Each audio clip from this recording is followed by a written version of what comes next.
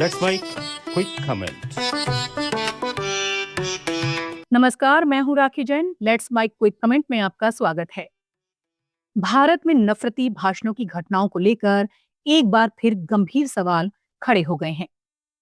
America के think tank Center for the Study of Organized Hate से जुड़े India hate lab की ताजा रिपोर्ट के अनुसार साल 2025 में देश में नफरती भाषणों में तेज उछाल दर्ज किया गया है। रिपोर्ट दावा करती है कि पूरे साल में कुल 1318 प्रत्यक्ष नफरती भाषण की घटनाएं सामने आईं, जो 2024 के मुकाबले 13% और 2023 के मुकाबले 97% अधिक हैं। इसका मतलब है कि भारत में औसतन हर दिन करीब 4 नफरती भाषण हुए। रिपोर्ट के मुताबिक इन घटनाओं का सबसे ज्यादा असर धार्मिक अल्पसंख्यकों पर पड़ा है।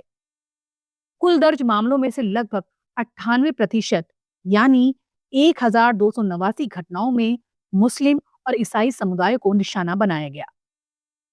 इनमें मुसलमानों के खिलाफ 1156 और ईसाइयों के खिलाफ 162 नफरती भाषण दर्ज किए गए। रिपोर्ट में यह भी कहा गया है कि ईसाई विरोधी भाषणों में पिछले वर्ष की तुलना में 41% की वृद्धि देखी गई, जो एक चिंताजनक प्रवृत्ति को दर्शाती है। भौगोलिक स्तर पर देखें तो उत्तर प्रदेश नफरती भाषणों के मामलों में सबसे ऊपर रहा, जहां 266 घटनाएं दर्ज की गईं। इसके बाद महाराष्ट्र में 193, मध्य प्रदेश में 172 और उत्तराखंड में 155 घटनाएं सामने आईं। रिपोर्ट ये भी रेखांकित करती है कि कुल घटनाओं में से लगभग 88% उन राज्यों या केंद्र शासित प्रदेशों में दर्ज की गईं, जहां भारतीय जनता पार्टी की सरकार है। इस निष्कर्ष को लेकर राजनीतिक बहस भी तेज हो गई है। रिपोर्ट में कुछ प्रमुख व्यक्तियों के नाम भी सामने रखे गए हैं, जिनके खिलाफ सबसे अधिक नफरती भाषण देने के आरोप दर्ज किए गए। इनमें उत्तराखंड के मुख्यमंत्री पुष्कर सिंह धामी को 71 नफरती भाषणों के साथ शीर्ष पर बताया गया है। उनके बाद प्रवीण तोगड़िया के 46 और अश्वनी उपाध्याय के 35 भाषण रिपोर्ट में दर्ज हैं।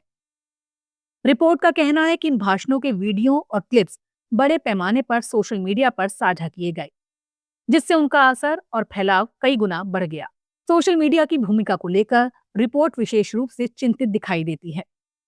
इसमें कहा गया है कि नफरती भाषणों के प्रसार में सोशल मीडिया प्लेटफॉर्म की बड़ी भूमिका रही और फेसबुक इन वीडियो के प्रसार का सबसे बड़ा माध्यम बना।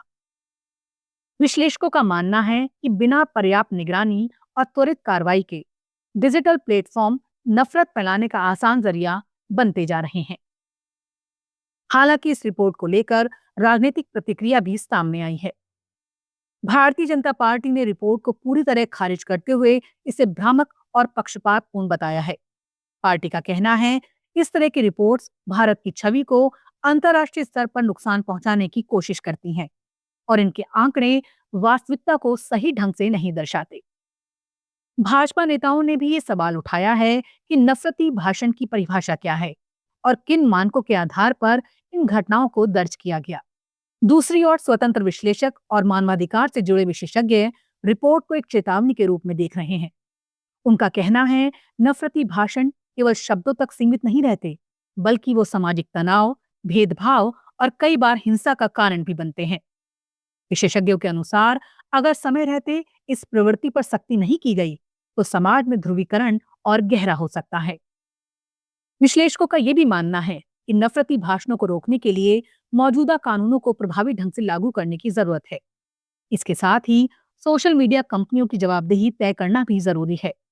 उनका कहना है प्लेटफॉर्म्स को न केवल आपत्तिजनक कंटेंट हटाने में तेजी दिखानी चाहिए, बल्कि ऐसे कंटेंट को बढ़ावा देने वाले एल्गोरिदम पर भी पुनर्विचार करना चाहिए। कुल मिलाकर CSOH और इंडिया हेट लैब की रिपोर्ट भारत में अभिव्यक्ति की स्वतंत्रता, सामाजिक सौहार्द और कानून व्यवस्था से जुड़े कई अहम सवाल खड़े करती है। जहां एक और सरकार और सत्तारूढ़ दल रिपोर्ट की विश्वसनीयता पर सवाल उठा रहे हैं, वहीं दूसरी ओर ये रिपोर्ट नफरती भाषणों की बढ़ती समस्या की ओर ध्यान दिलाती है। लेट्स माइक क्विक कमेंट में फिलहाल इतना ही। देखते रहिए, सुनते रहिए लेट्स माइक। नमस्कार।